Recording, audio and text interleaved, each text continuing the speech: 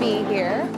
I always wanted to write stories, and sometimes when you have a story idea, it's deciding what format it's going to be in. And so I knew that this from the beginning was going to be a book, even though my background is in screenwriting, because it was just too big to be just a screenplay by itself.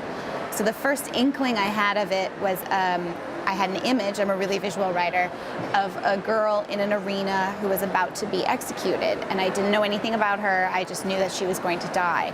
But instead of being killed, she kills her executioner with lightning. She electrocutes him.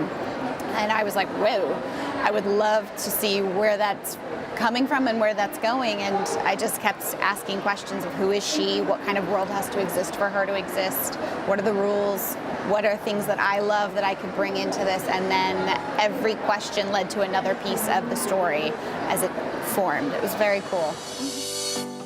Yeah, it feels like something I never would have accomplished in my entire life, and of course it's something I've dreamed about since I was a kid, is having a completed series that I wrote, let alone a series that people read and enjoy and come to see me and talk about. It's been a real thrill, and I've never expected it would actually happen. You always want it to happen, but it's crazy that it has happened. I don't know if there's something wrong with me, but no, because I know a lot of authors will say, oh yes, I miss them, but I think I've been working on this particular series and been in these heads for so long that I'm ready to do something new. Who knows how I'll feel in a couple of years, if I'll be ready to come back or whatever. But for now, I'm happy that it ended the way it did. I'm happy to do the short stories and then move on to new sandboxes. Currently, I'm working on the Red Queen short stories collection, which is set after the end of War Storm. So we get to see some characters who survived that and what's going on with them a few months later. There's also going to be new characters, a story that takes place during War Storm from another point of view in another place. And then there's going to be extra content like maps and family trees and just information about the world, which I really enjoyed creating. Absolutely, you can't write. You're very hard-pressed to write anything that does not reflect what you are going through in your own life, but especially because these books are about class division and power and a form of racism, obviously they're going to reflect the world we live in because those are very real problems in our own world, and it's something that you struggle to portray, and you're hoping you're portraying properly while also trying to fight against them as well. Mm-hmm. It's interesting because there's sometimes people will say, oh, you shouldn't include racism or sexism or homophobia in your fantasy books. And that's totally true. We want to write fantasies where these horrible things don't exist anymore. But at some point, it's almost irresponsible to ignore them too. So it's finding a way to represent them in a world in which it makes sense with the story, while you're also not ignoring a problem that's real.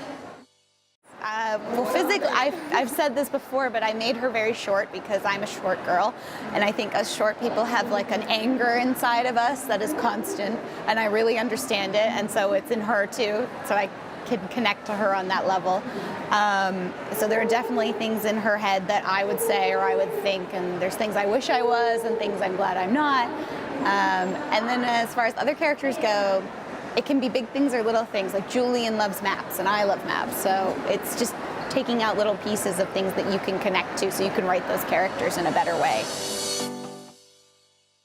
Not a specific favorite, they all bring different things to the table for me. They all feed a different part of the writing beast inside, so Maven is the most difficult, but I really enjoy that because he's a challenge and he makes me the best writer I can be because I'm constantly thinking about his motivation and his character.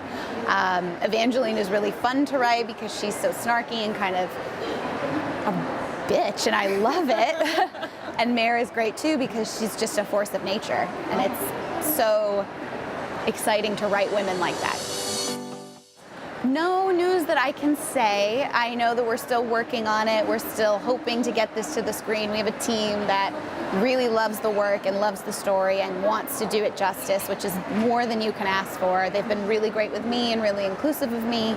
And so it's just a lot of steps. A lot of people need to say yes before it finally happens. Okay, if I was in the Red Queen world, I think I would be a red who is of no consequence to the story. I would definitely be a background character. I'd be the person in the crowd saying like, that's crazy.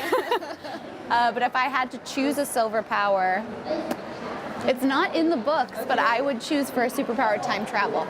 because I'm a history nerd and I would just want to go on a great tour and see how it actually all went down. I think that'd be amazing. But if I had to choose one in the books, I'd probably be a whisper, because I feel like that's the best defensive power. But at the same time, I don't want to listen to people talk that much, so I don't want to hear what's going on in their heads. And thank you to you guys for bringing me here to Germany. This has been amazing. Yeah, we hope it wasn't the last time. No, me too. So Yay. keep writing. Yes. And thank you. Thank you so much.